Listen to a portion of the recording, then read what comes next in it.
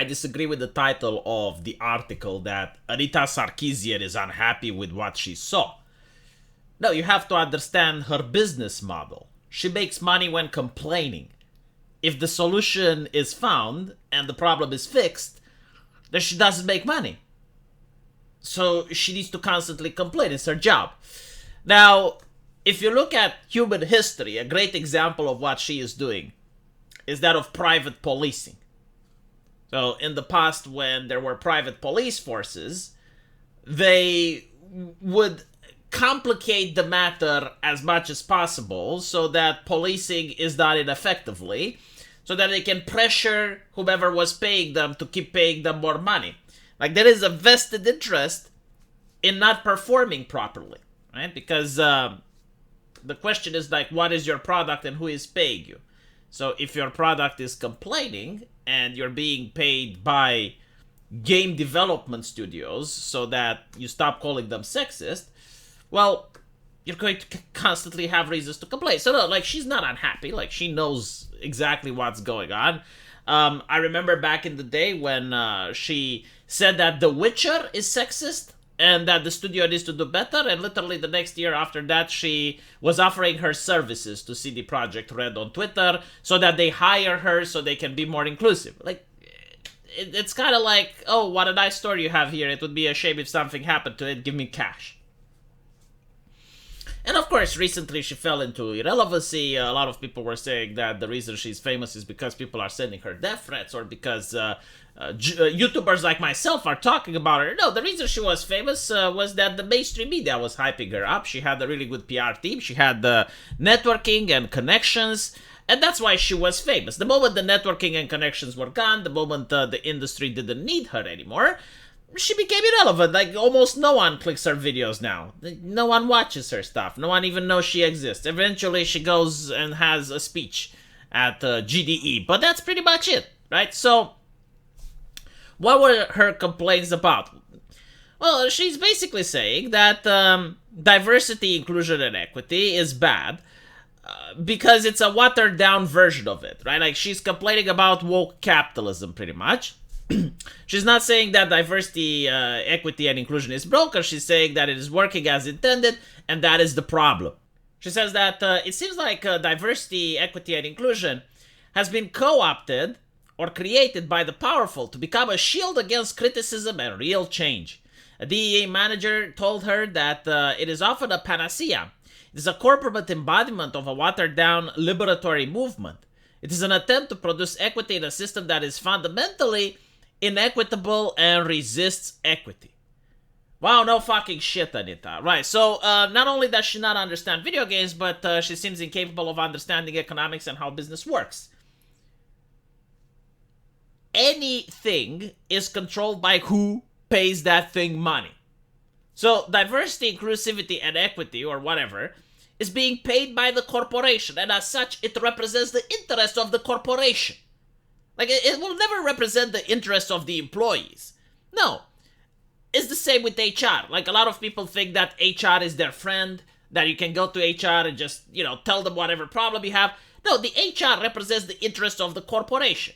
It is there to make sure that the company does not get sued. It is there to make sure that you are working as much as humanly possible. Right? Like, they're trying to get every drop of blood out of that stone. So, it's the same with diversity, inclusivity, and equity. It is there so that the company looks like it's progressive, so that the company looks like it's woke. But in reality, they represent the financial interests of the company. And notice how they never get the blame for anything.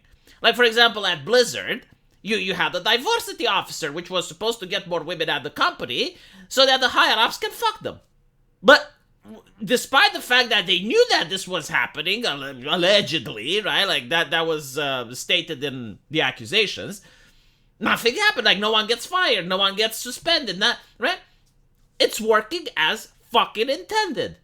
You hire diversity in your company so that woke people like Anita shuts the fuck up. It's not done so that the company becomes a liberator or pushes for the communist revolution or whatever the fuck you want.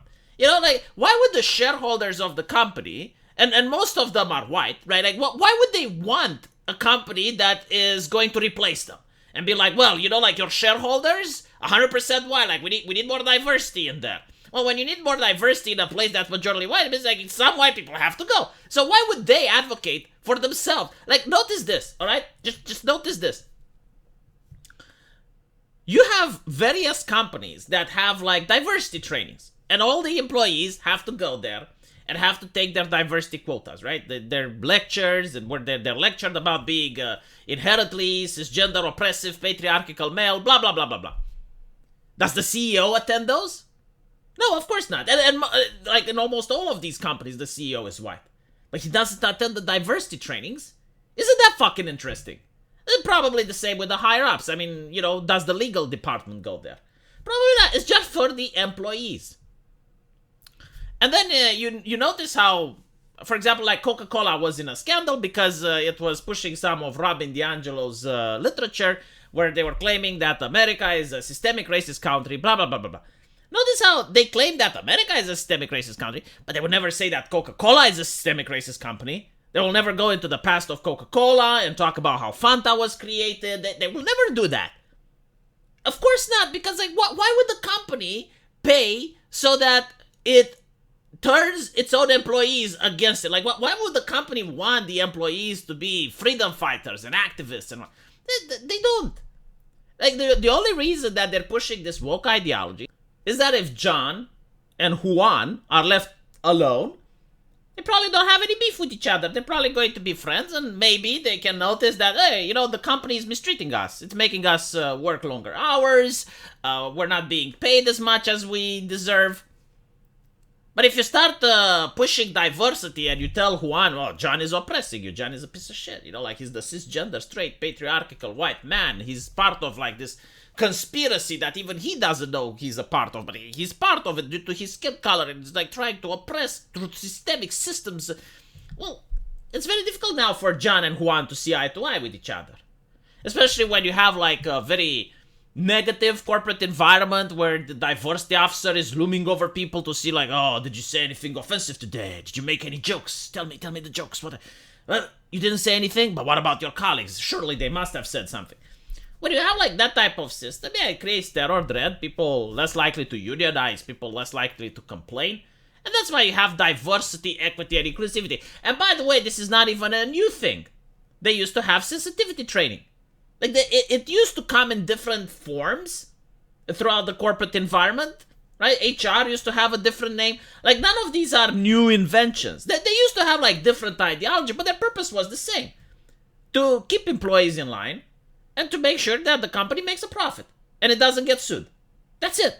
But anyway, right, now, this is also harmful due to the fact that this particular ideology is not content with making sure that the company makes a profit, but is also trying to expand itself so that other companies also hire diversity officers. And in order to do this, they promote wokeness.